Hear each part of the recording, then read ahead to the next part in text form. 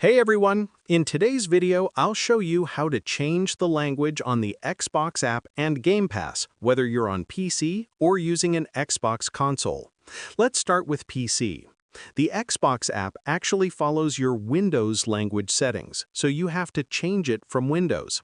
Just open your Windows settings, go to Time and Language, then Language and Region. Click Add a Language, choose the one you want, and after it installs, click the three dots and move it to the top of your preferred languages list. Once you do that, close the Xbox app and restart your PC so the games and the app update to the new language. If you're using an Xbox console, it's even simpler.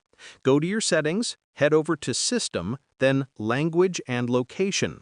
Choose your preferred system language, save it, and the console will ask you to restart. After the reboot, your menus and supported games will switch to the new language. Keep in mind, some games also have their own language settings inside the game menu, so if something doesn't change automatically, check the in-game audio or subtitle settings. And that's it. Quick and easy.